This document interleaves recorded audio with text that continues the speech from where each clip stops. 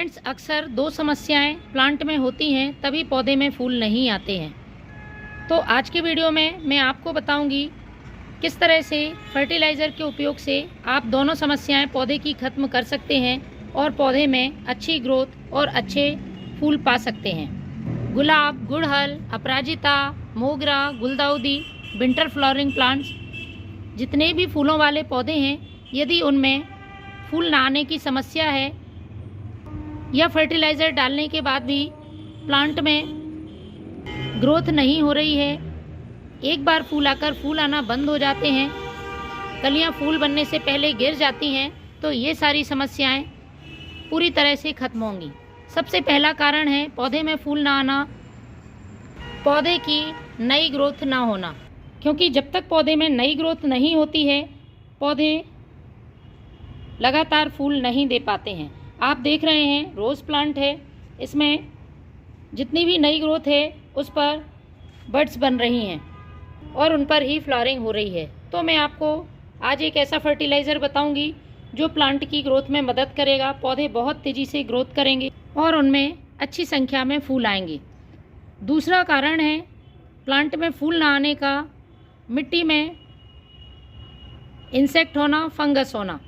इसके साथ ही मिट्टी का उपजाऊ ना होना, उसका पीएच गड़बड़ रहना। तो दूसरी चीज़ का इस्तेमाल मैं करूँगी प्लांट पर, जिससे पौधे की मिट्टी का पीएच बैलेंस रहेगा। मिट्टी में किसी तरह के इंसेक्ट, फंगस हैं तो वह भी दूर होंगे। दोनों ही चीज़ों का इस्तेमाल आपको प्लांट पर सही तरीके से करना है। आगे मैं वीडियो में बताने वाली हूँ, क्योंकि यदि सही तरीका आप इस्तेमाल नहीं करेंगे तो पौधे को उसके नुकसान भी हो सकते हैं। तो पूरे वीडियो में मेरे साथ बने रहें। अभी नवंबर के महीने में यदि अपने पौधों पर आप इन दोनों चीज़ों का इस्तेमाल करते हैं तो आगे आने वाली सर्दियों में पौधे लगातार ग्रोथ करेंगे और उनमें फूल आते रहेंगे। तो फ्रेंड्स, दो चीज़ों में से एक का यूज़ मैं डायरेक्ट सॉइल में सॉलिड फॉर्म में करूँगी और दूसरी चीज़ का इस्तेमाल लिक्विड फॉर्म में करूँगी। तो जो लिक्विड फर्टिलाइज़र मैं डालूँगी उसमें इस बात का ध्यान रखें कि हमें प्लांट पर स्प्रे नहीं करना है, डायरेक्ट सॉइल में ही यूज़ करना है।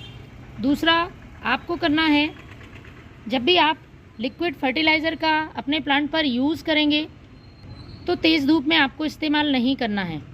और तीसरी ज़रूरी बात, जितनी मात्रा में बताऊंगी, जो तरीका मैं बताऊंगी प्लांट पर लिक्विड फर्टिलाइज़र यूज़ करने का, बस उसी तरीके से आपको इस्तेमाल करना है। तो सबसे पहली चीज़ जो मैं इस्तेमाल कर रही हूँ वो है ये पुराने गोबर का खाद। सभी पौधों के लिए उपयोगी है, सिर्फ फूलों वाले पौधे ही नहीं, फलों वाले, सब्जियों वाले, सभी पर आप इसका इस्तेमाल कर सकते हैं।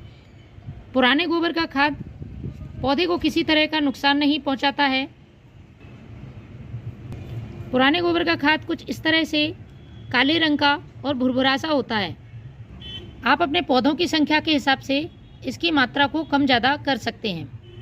तो मैंने 2 से 3 मुट्ठी ये पुराने गोबर का खाद लिया है। सबसे पहले हमें मिट्टी की अच्छी तरह से गुड़ाई कर लेनी है। मिट्टी हल्की होनी चाहिए जब भी आप इस फर्टिलाइज़र का यूज़ कर रहे हैं, और पॉट की साइज़ के हिसाब से ही हमें इस पुराने गोबर के खाद का इस्तेमाल करना है। तो मैं, छोटा पॉट है, इसमें मेरे अपराजिता का प्लांट लगा हुआ है।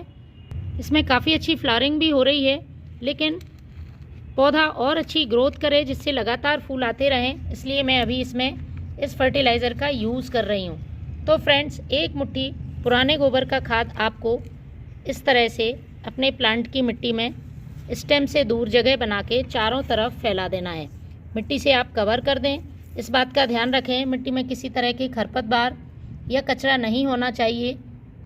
यदि पौधे में सूखे हुए फूल लगे हैं, खराब पत्तियाँ हैं, टहनियाँ हैं, या अपराजिता जैसे प्लांट फूल देने के बाद सीड्स बनाने लगते हैं, तो उन सबको आपको हटा देना है, जिससे कि इनकी एनर्जी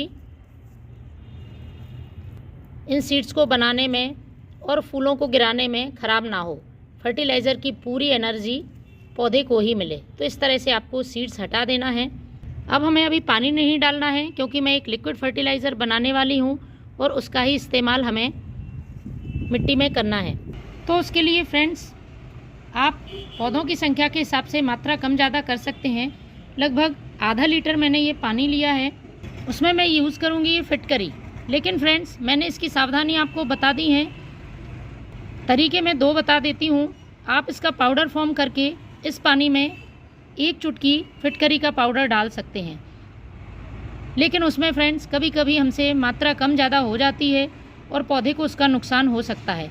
बहुत ही सेफ़ तरीका मैं आपको बता देती हूँ। एक बड़ा सा फिटकरी का टुकड़ा ले लें और जो भी पानी आप प्लांट पर यूज़ कर रहे हैं उसमें 5 से 7 बार इस तरह से घुमा दें।